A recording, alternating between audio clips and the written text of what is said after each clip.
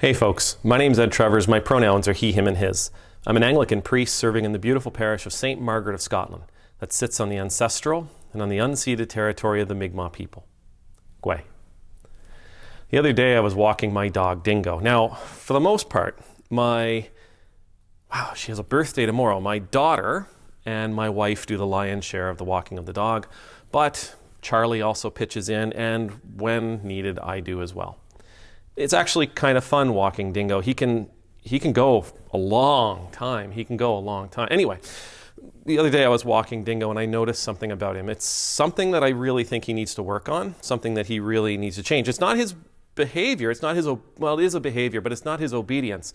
He's actually quite well. He's quite good at just staying right at your hip and moving along your left-hand side and all the things that I was taught by my uncle that a dog should be able to do. Anyhow, he does this thing where when he sees another dog, he will focus on that other dog. If the other dog's walking on the other, across the street, he'll focus on that other dog. If the other dog happens to appear in a window of a home on the other side of the street, he'll focus on that other dog, even though he's walking forward. Now, picture that. The dog just turning as he's walking forward. You can imagine the story I'm about to tell you, because he's always on my left-hand side. We always walk with traffic. Dingo is always on the grass in the median between the sidewalk and the street, where the city in their wisdom has planted all of the trees. And as Dingo the other day saw a dog, he kept walking with me forward. He walked slam into that tree. Now, he didn't hurt himself. We weren't going that fast. But he bumped right into the tree. Did not see it coming. He was so fixated on that other dog that was walking with that other person down the other side of the street, smacked into a tree. I remember that passage that Jesus spoke about in the Gospels, where he says, you can't plow a field looking over your shoulder. You got to be looking forward. And I remembered a passage, I'm sure many of you are familiar with this passage from the prophet Isaiah, where the prophet says, this is in chapter 43, forget the former things. Do not dwell on the past. See, I am doing a new thing. Now it springs up. Do you not perceive it? I am making a way in the wilderness and streams in the wasteland. Now the prophet goes on to say much more than this, all about this particular theme of looking forward. Don't look back. I'm not back there, God says. I'm up there. I'm ahead of you. We have a tendency sometimes to really enjoy what we have, and we have a tendency many times to believe that we really enjoyed the things of the past. That's not where God is. And yes, there is value to the past. There is value to understanding what God has done. There is value in understanding what God has said. There is value in understanding the nature and the characteristics of God as we know them from the past and as the past has been related to us today. But that is not where God is. I'm doing a new thing, God says. I'm out in the wilderness. I'm out in the desert. I am in those places where nobody else wants to go. I'm in those places where you don't want to go. I am in those places where you don't want to go. But that's where you're going to find me. And if you're seeking me, if you want to know me, I'm calling you out here. Now, in our world today, is it the desert? Well, sure it is. God is in the desert.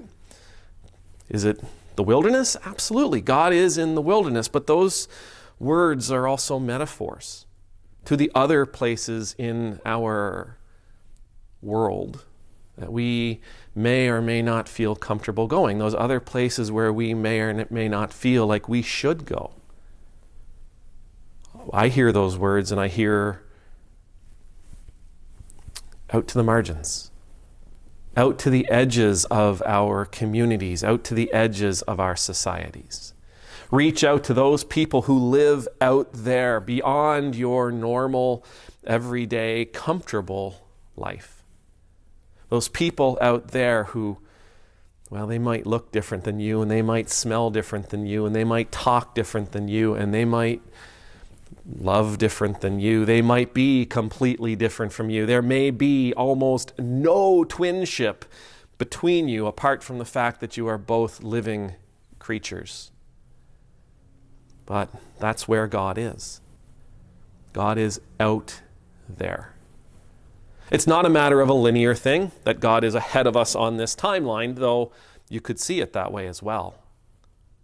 God is out there, all around us, but ahead of us, doing that new thing, doing that unexpected thing, doing that thing that will lead more people to knowing God, doing that thing that God invites us, challenges us, calls us to do as well.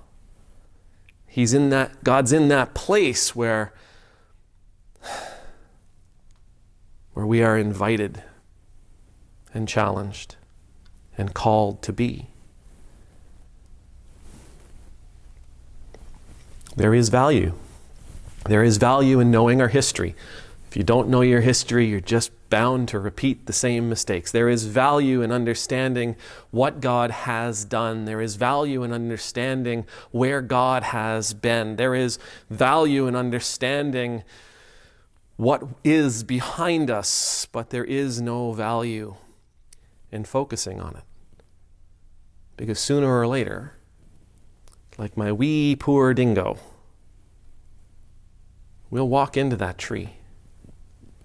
We'll hurt ourselves walking into that obstacle that has appeared before us that we weren't able to perceive because we were so busy